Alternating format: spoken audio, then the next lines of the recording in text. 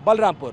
उत्तर प्रदेश के चर्चित बलरामपुर के धर्मांतरण के मामले में अब ईडी की एंट्री हो चुकी है और हम इस वक्त बलरामपुर के उतरौला के उसी जगह पर खड़े हैं जहां बीते कुछ दिनों से इस तरह की कार्रवाई चल रही थी और आज देखिए इस पूरे मामले में ईडी की एंट्री हो चुकी है। ये छांगुर का वही किला है जिसको ध्वस्त किया गया था और इसी कैंपस के अंदर धर्मांतरण का पूरा गिरोह चलाया जाता था। आज सुबह लगभग 5 बजे देश के 2 बड़े राज्यों में मुंबई और उत्तर प्रदेश में ईडी की कार्रवाई चल रही है। लगभग 40 टीमें ऐसी हैं जो इस वक्त बलरामपुर में इस कार्रवाई को कर रही है। 40 गाड़ियों से 12 टीमें आई हुई हैं और इस पूरी कार्रवाई को अंजाम दिया जा रहा है। ऐसा बताया जा रहा है कि न सिर्फ ये पैलेस बल्कि बाबा के वो ठिकाने जहां जहां पर वो आता जाता था, जिन जिन से उनके संबंध थे, जिन जिन से जमीनों की खरीद फरोख्त हुई थी या जिनसे फाइनेंशियल टर्म्स रखे गए थे और बैंक अकाउंट्स के खंगालने पर यह पता चला है कि जिनके द्वारा ट्रांजैक्शंस मिले हैं उन सभी के घर ईडी पहुंची हुई है, जांच कर रही है, पूछताछ कर रही है। अभी तक जो खुलासा हुआ है, जो डिटेल सामने आ रही है, उसमें यह बताया गया है कि जो 40 गाड़ियों से ईडी की टीम आई है, 12 जगहों पर छापेमारी कर रही है, उसमें 3 पूर्व प्रधान और इसके अलावा इस जमीन को बेचने वाले वो दोनों भाइयों के घर भी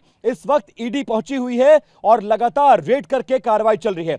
आज सुबह लगभग 5 बजे ईडी बलरामपुर में दस्तक देती है। 2-3 मामले हैं। पहला तो ये धर्मांतरण का मामला, दूसरा आतंकी कनेक्शन और 500 करोड़ की फंडिंग जिसमें अरब के कई मुल्कों में, नेपाल में और भारत के कई राज्यों में इसके तार फैले हुए मिले हैं। कुछ डायरी का जिक्र मिला है और इस पूरे मामले में पहले एटीएस, एसटीएफ के बाद अब ईडी भी इन्वेस्टिगेशन कर रही है।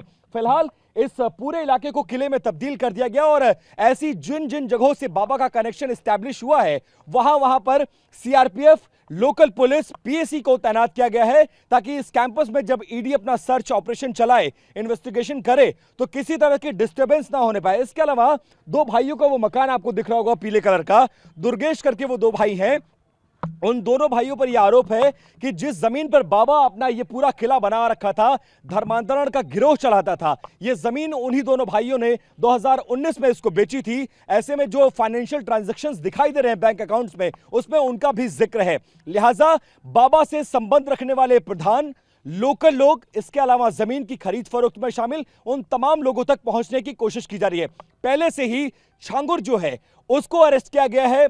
छांगुर की सहयोगी नीतू, उसका हस्बैंड, इसका बेटा और अब जो डिटेल्स आ रही हैं उसमें यह बताया गया कि इसके भतीजे को भी एटीएस और एसटीएफ हिरासत में लेकर पूछताछ कर रही है। मिला जुलाकर सुबह 5 बजे से लगातार यह इन्वेस्टिगेशन चल रही है।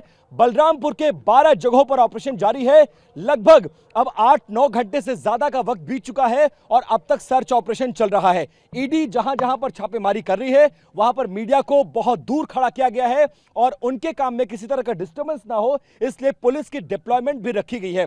ये वही जगह है, ये वही गेट जो पूरे इलाके की पहचान था। इस गेट को ढाया गया, इसके रास्ते को बंद किया गया है और इसी कैंपस के अंदर वो पूरा गिरोह चलता था। और ऐसा भी बताया जा रहा है कि बीते 1 दशक में छांगुर से संबंध रखने वाले वो तमाम ऑफिशियल्स, चाहे वो पीपीएस अधिकारी हो, पीसीएस हो, आईएएस हो या आईपीएस हो, उनकी भी कुंडली को खंगालने की कोशिश की जा रही है। यह बताया जा रहा है कि बाबा ने अपना साम्राज्य कई सारे नेताओं, अधिकारियों के दम पर यहां पर खड़ा किया और बीते 1 दशक में जो किसी ने भी बाबा के खिलाफ या छांगुर के खिलाफ आवाज उठाई उसकी आवाज को दबाया गया, झूठे मुकदमों में फंसाया गया और बाबा जिन जिन जमीनों पर कब्जा करना चाहता था अधिकारियों की मदद से वो करता रहा है। तो फिलहाल इस पूरे मामले में एसटीएफ और एटीएस आतंकी कनेक्शन, धर्मांतरण की जांच तो कर ही रही थी, लेकिन फंडिंग, टेरर फंडिंग, आतंकी फंडिंग, इसके अलावा बाहरी मुल्कों से इतनी बड़ी मात्रा में पैसा कैसे आया, पैसे का डिस्ट्रीब्यूशन कैसे किया गया, किन किन लोगों से कहां कहां प्रॉपर्टी खरीदी गई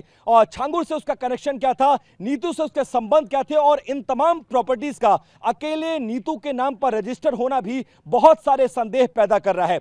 1 हफ्ते की जो पुलिस की डिटेंशन थी वो खत्म हो चुकी है, पुलिस का स्टडी खत्म हो चुकी है, कोर्ट में उन्हें वापस भेजा गया है। आगे की इन्वेस्टिगेशन जारी और माना जा रहा है कि जैसे जैसे ये जांच आगे बढ़ेगी इस पूरे मामले में परत दर परत खुलासे होते जाएंगे और बहुत सारे ऐसे चेहरे हैं, चाहे वो ब्यूरोक्रेट्स हो, पॉलिटिशियंस हो, लोकल लेवल पर हो या देश के अलग अलग राज्यों में, जो छांगुर और उसके गिरोह की मदद करता था उनके नामों का भी खुलासा होगा और इस पूरी जांच का जो दायरा है वो धीरे धीरे बड़ा होता जाएगा।